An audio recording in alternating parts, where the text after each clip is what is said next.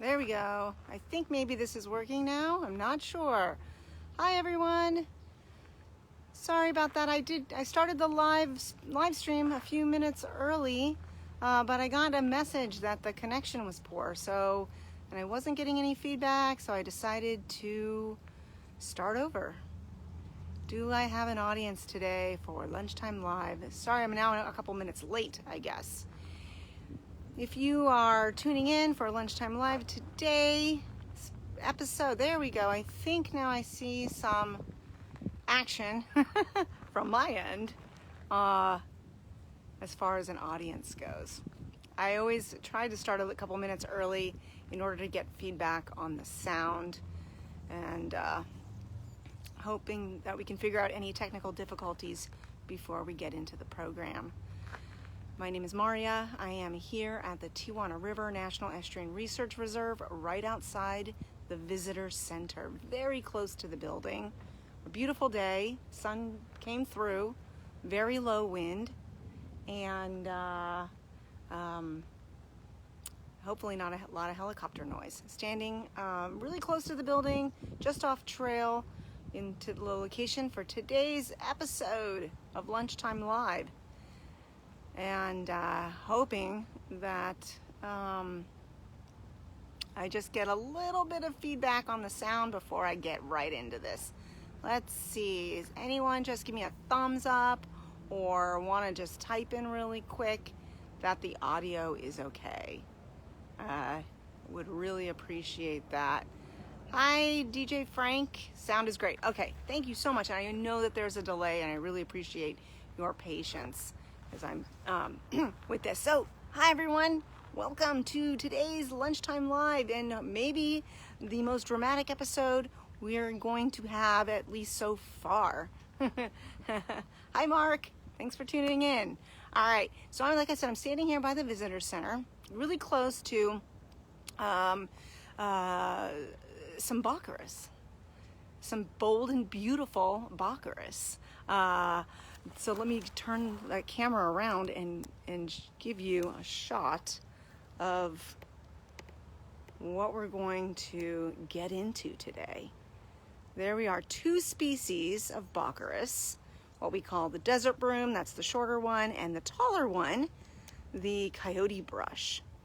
So two species of Baccharis plant, native, scrubby, coastal sage scrub plant community, perennial plants. And we will get off the tripod and get closer to them. I just wanted to show you just a bigger picture of the world we're about to get into, because it is quite a world that turns for these species of Baccharis. So like both summer bloomers, both of them just starting to bloom. We'll look at that. Very bold, not so much with their flowers, but look at all that green. So this is a plant. Hi, Sonia. This is a plant that is green a lot of the year. So pretty, not bright green. So that boldness really comes from that, giving you a lot of that green. They do have, some deciduousness where the leaves do dry and fall, but often we see a lot of green. So there we go. There's the Baccharis species, coastal sage scrub, very hardy and native. How many of you are familiar with the Baccharis plants? And we have two here. Again, I'll repeat myself. The Baccharis sarathroides, also known as desert broom or broom Baccharis, and then there we have the pilularis, Baccharis pilularis, the coyote brush. Okay, quite a bit different, but also very similar. So I'll get up close, take a look. And by the way, if you have any questions, comments regarding these plants or what we get into today along the way, just feel free to ask. I'll do my best to answer them within the live stream and have a conversation with you. However, there is always that delay. But if you're tuning in later, you're always welcome to type in those questions, and I'll do my best to get back to you. So I'm going to pay a little more attention to the desert broom, the sarathroides, this one here. Both are very abundant around the visitor center and in our coastal sage scrub community. But some of the drama that we're going to unfold today is happening with, more specifically, the desert broom. So we can see it's fairly green. Leaves are very small. And by the way, I do have my macro. For those of you who love the macro lens, we'll get that lens on and get up close and personal with the sarathroides for now. So you might, try to use my finger for scale. Tiny, tiny, narrow, needle-like leaves on those green stems. Okay, very, very brush-like, very broom-like, getting its name. Now, on the ends, what do you see? What are you noticing happening at the tips of these branches? What do you see? What are you noticing? Anyone want to take a guess at what's going on here on the ends? I kind of gave this a hint. Let's see if I can get a little closer in the focusing. I have no idea. There, I'm hoping this is coming. Oh, there we go. If I'm really steady. Buds. Yes, Mark, correct. Mark says buds, asking, yes, flower buds. These are the flower buds. Tiny, whitish flowers for the sarathroides, for the desert broom. Okay, we can see these buds forming. Some have even opened. So I mentioned late summer bloomer here. We can see they're open. Okay, white flower. On the pilularis, we'll see there's the yellow flower opening. So these are in the sunflower family, the Asteraceae. So they produce many, many seeds per flower head. Okay, when these go to seed, especially on the desert broom, this will be covered in white fuzz, hair-like structures coming off the seed. I believe we did a program on this one. May have even blown the seeds away, but feathery, fluffy looking in the fall. How many of you have seen that before? Okay, in this individual, in these, in this species, and I'm just not. Let's get that off for now. I'm having trouble seeing. Hopefully you are seeing better than I'm seeing. My screen is going a little bit dark. Okay, so maybe this plant looks familiar to you, and all looks well. All looks like things are going well for the desert broom. Now I want to focus our attention to another, and you can see there's quite a bit of it in this little area. I mean, there's so much of it around the visitor center, but fortunately for today's program, I want to move over to this one over here, a little smaller one. And you can see that it's got flower heads as well, not quite as further along in their stage as that other one we just looked at. But is there anything else you might be noticing? I should get out of the sun. Let me get that macro lens back on here. This is always the challenge with the macro there. What do you see? Does that look like a flower head? I apologize. I don't know how well this is coming out. It's either too much sun or not enough sun. Anybody see those?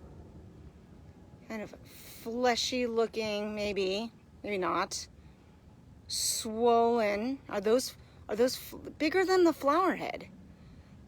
At these ends. Okay. Interesting. This one here. It's even sort of sorry, I'm making shade when I shouldn't be. There we go. What is that? Does that look like it's supposed to be there? Well, This is not something, this is part of the plant, but not something that the plant is, is signed up for, so to speak. So I need to introduce to you, let's see, I'm gonna flip this around. I'm gonna introduce to you, hi. I've got to use some photos now, because what we're about to discover, some Mark, is that a gall? Yes, it is a gall. It is a swollen, fleshy kind of irritation called a gall, that is produced because the plant has been somewhat infected.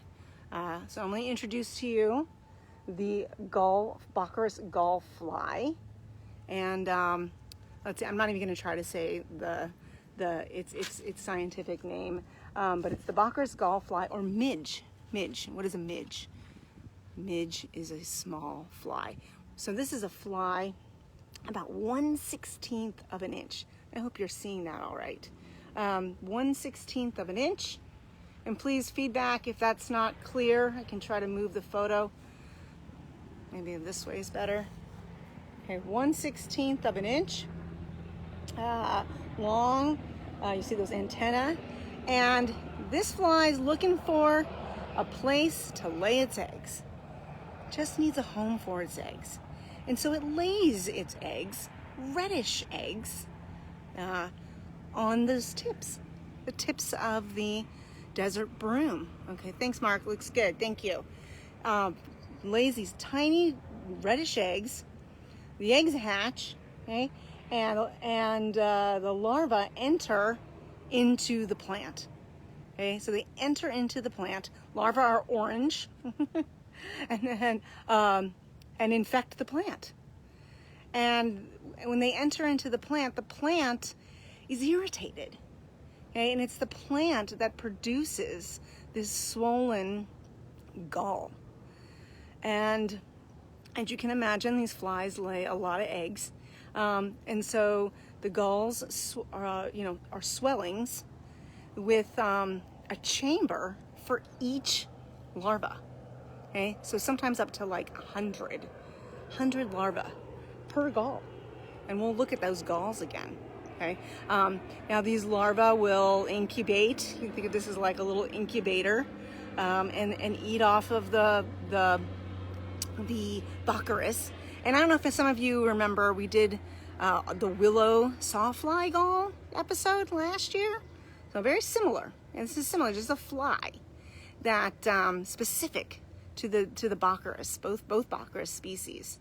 And so those larvae will, I think for about a month, live in there, feed off the plant, and emerge. Now I have a photo of that as well. So let me pull that one up for you. Get ready. I hope you haven't had your lunch yet, or if you got your sandwich about to put in your mouth, you may want to put it down. So like I mentioned, there may be like 100 or so in here. And if they, when they emerge, they're about maybe 1/10 of an inch or so emerging out of that one gall. Tiny little flies, okay, that are produced, that have developed through this. Now, the plant itself is not hurt by this. Okay, it's not hurt by this. It, yeah, Mark, exactly. I had a hard time with this photo, but I thought you guys might appreciate this. Our audience might like to see this. People don't see this. This happens so quickly. The adult flies only live a couple of days. Their job is to, produce those larvae. Hi, Jean. Hello from San Diego here. Thanks for joining us. And, oops, the plant is not harmed. Let's go back and look at the galls again. Oops, that's me. There we go. Look at those galls again. The plant is not harmed, does well. Okay, you can see. And there are quite a few galls on this one plant, but they haven't completely, you know, it's not ever on every end. And that's great, because if we killed the whole plant, then there wouldn't be the next generation of Baccharis for the next generations of the gall flies. And then they, like I said, they emerge. Now, what I did find when I was out here scouting this out, on the one that we were looking at earlier, I found last year's galls. Remember, I mentioned it's a perennial plant. And I don't know if you can see what I can see. There's the last year's gall dried up. And I had seen on one of these, at least, a hole there, maybe there. Look at that, there's a little hole, one hole. Not a whole bunch of, not a lot of holes, not 100 holes, not several holes like you would expect for all of the gall flies to emerge. Interesting. What could be going on? What happened to the larva? Why didn't they emerge? Well, anyone know? I didn't know about this. This is all new to me. I just found out about this a couple of months ago, thanks to a couple of staff people, Jorge and Kelly, who are really into this, and they just opened up my world to Baccharis. All right, so while these gall fly larvae are developing inside the Baccharis, okay, there is a wasp, a tiny wasp, about a tenth of an inch, I believe, an eighth of an inch. Wasps in what are called I can't even say the name, but these are the chalcids family. Tiny wasp. Now this is a beautiful photo from Jorge Ayon, who works for Fish and Wildlife, who is a naturalist, a biologist, and just loves to spend time and photograph. And here he's captured this tiny wasp on the gall. Female wasp. Like I said, about an eighth of an inch. That doesn't really include that long portion off the end. Now that long stick, thread-like, needle-like structure off her abdomen there. Any ideas what that might be? Any ideas what that structure might be for? Mark's got to run. Bye, Mark. Thanks for joining us. All right. Well, let me get my next photo. Okay. It's called an ovipositor. Ovipositor. I'm sorry if today's episode might be running a little long. We got a lot of players to cover here. A lot of actors in our drama, daytime drama. There she is. Inserting her ovipositor into the gall. So these wasps have the ability. Some of them, there's hundreds of species, different ones. They have the ability, I think, to detect heat inside these things and know that there are something living in there. Some don't. They mistake the galls for fruit. But she's about to lay her eggs. Yeah. And yep, egg. She's about to lay her eggs inside that gall. And as a wasp, her eggs turn into larvae, maggots, who then feed on the gall fly larva. So they feed on so the gall fly larvae become food. So the Baccharis is the food for the gall fly, and hopefully the gall fly, some gall flies make it and develop into the fly, but some get eaten by the larva of the wasp, of this parasitic wasp. Okay, so that one, let's go back here, that one we saw when I found with just, oops, forgot to switch the screen.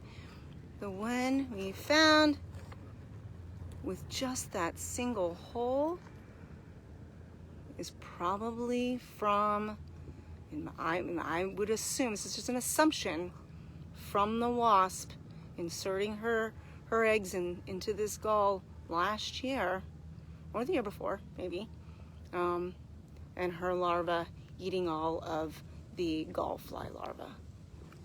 Amazing. Absolutely amazing. So, let me get back. Oops. The Baccharis gall fly. Okay. Living only a couple days. We don't see, they're hardly ever seen. But what we do see is their galls. The galls that are produced from the eggs that get laid on the ends of the Baccharis. Both the pilularis, both the sarathroides, the desert broom, and the coyote brush. Okay. Those larvae may make it. They may make it to development inside there, feeding off of the plant itself, emerging. Okay. But those that don't, it's because here comes the wasp who needs a place for her larva and a food source for her larva. Absolutely amazing. Absolutely amazing. So tiny. The tiniest drama. I'm sure there's other ones, but never do we see these. I never look that close. It's, someone like Jorge who takes the time. I have no idea how long he took to get that photo. He has several photos, several videos. I'll try to post one later. I couldn't share a photo or a video in the live stream. Amazing. I've heard a female actually inserting her ovipositor. So great, wonderful. Any questions about the Baccharis, the gall fly, or the wasp? Before we sign off for today, it's a lot to take in, and it's quite the story. It's quite the story. So let's see. You're welcome, Donna. Thank you for joining us as always. I apologize. It might have gone a little long, and also that I started a little late because I think I had some technical difficulties. But I really appreciate everyone joining us today, and I'll try to post some of those pictures of Jorge's in the live stream comments, or just as a standalone post, so that you can enjoy the beauty and the detail of this daytime drama. So thank you so much. Thank you. It's great to see you too. Thanks. And you saw some of the galls. Okay, so Anne was here. Anne's one of our docents. She led a Girl Scout walk on Saturday for an interpretive for a Girl Scout event, and they saw some of the galls. I'm guessing you saw galls, not the wasps and the flies. But yeah, the gall. So as you start to, I always walked by these plants and never noticed the galls. It was Kelly that pointed them out to me originally. So pretty amazing. Okay. Yep, there's so many players in our world, exactly. All right here, happening in, let's go, just in here, in this little area, and there's so much more of it. So, all right, thank you so much, everyone. Have a great rest of the day. Bye-bye, see you next week.